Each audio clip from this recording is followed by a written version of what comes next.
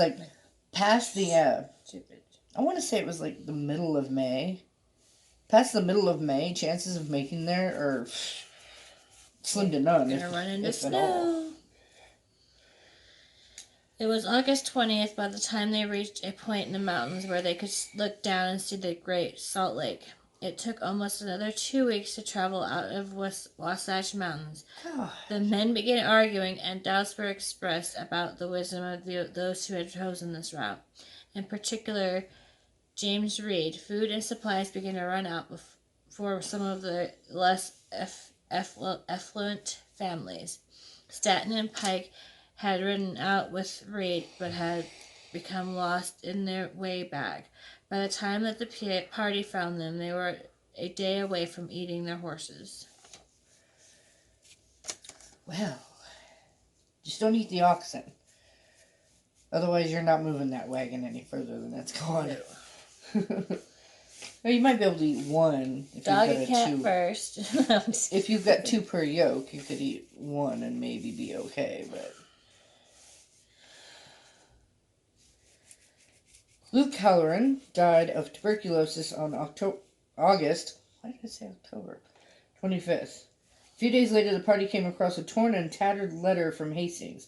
Pieces indicated that there were 2 days and nights of difficult travel ahead without grass or water.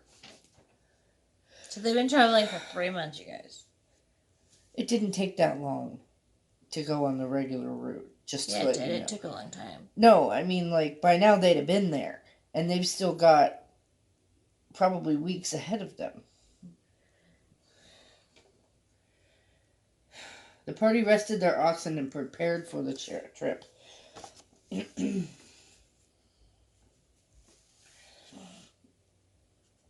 are you? Hang on. I have it folded. Well, see, the thing is that yours is right on that crease. That's why I opened it. Okay. After 36 hours, they set off to traverse a 1,000-foot, 300-meter mountain that lay in their path. From its peak, they saw ahead of them a dry, barren plain, perfectly flat and covered with white salt, larger than the one they had just crossed, and one of the most inhospitable places on earth, according to Rarick. Their oxen were already fatigued, and their water was nearly gone.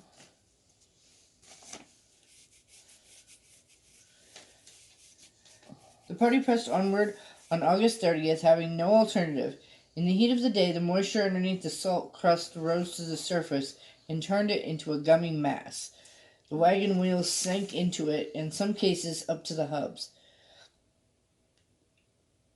Do y'all know what a hub is? The middle of the right. Like the wheel is like a spoke with pieces coming off of it. The hub is those pieces coming off of the little circle in the middle. Just to let you know how that's a lot, because those wagon wheels were pretty big. The days were blisteringly hot and the nights frigid. Several of the group saw visions of lakes and wagon trains and believed they had finally overtaken Hastings. After 3 days, the water was gone, and some of the party removed their oxen from the wagons to press ahead to find more. So they were dreaming. What's it called? Mirages. Mirages and seeing oases that aren't actually there. Some of the animals were so weakened they were left yoked to the wagons and abandoned. So the yokes, I'll probably post a picture, but the yokes are what hold the oxen to the... Oh, yeah. 9 of Reed's 10 oxen broke free, crazed with thirst, and bolted off into the desert. Many other families, cattle and horses had also gone missing. The rigors of the journey resulted in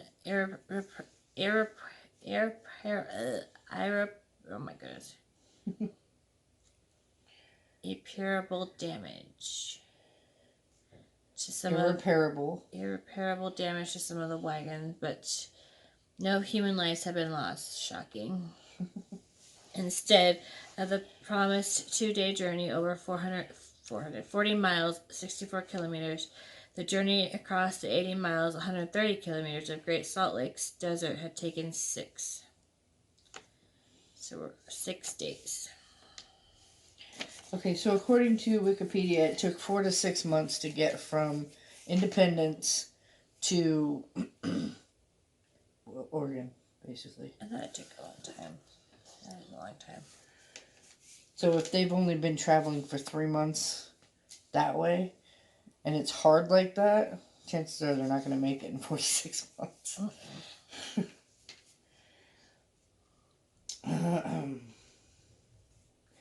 None of the party had any remaining faith in the Hastings cutoff as they recovered at the springs on the other side of the desert.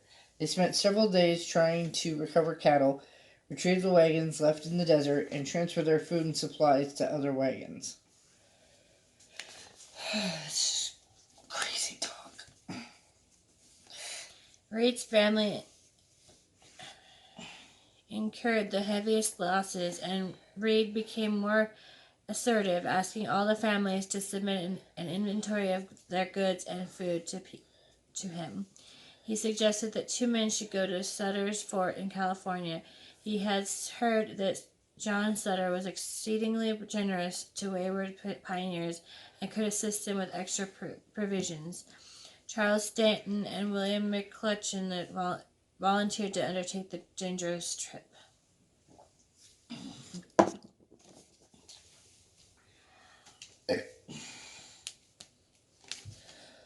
The remaining serviceable wagons were pulled by mongrel teams of cows, oxen, and mules. It was the middle of September, and 2 young men who went in search of missing oxen reported that another 40 miles of desert lay ahead. So, by now it's the middle of September. They left in May. So, May to June, June to July, July to August, August, September.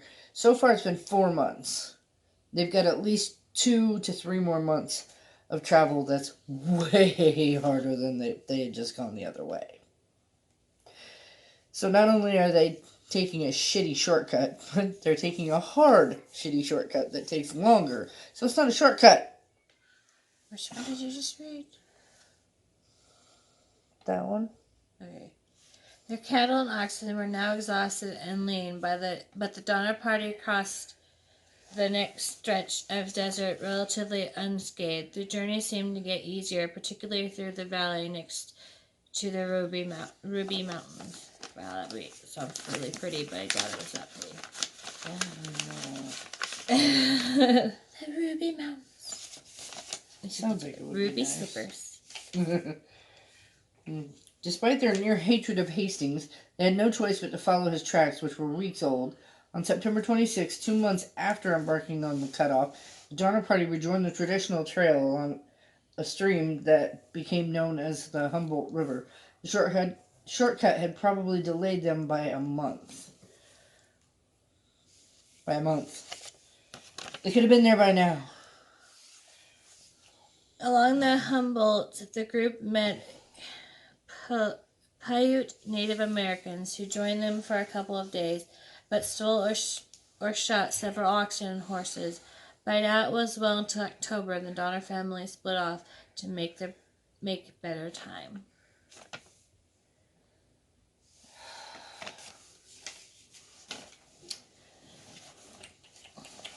Two wagons and the remaining group became tangled, and John Snyder angrily beat the ox of Reed's hired teamster Milt Elliott. When Reed intervened, Snyder turned the whip on him. Reed retaliated by fatally plunging a knife under Snyder's collarbone. Ooh. Down there. Right here's your collarbone. Warning, this shit's graphic.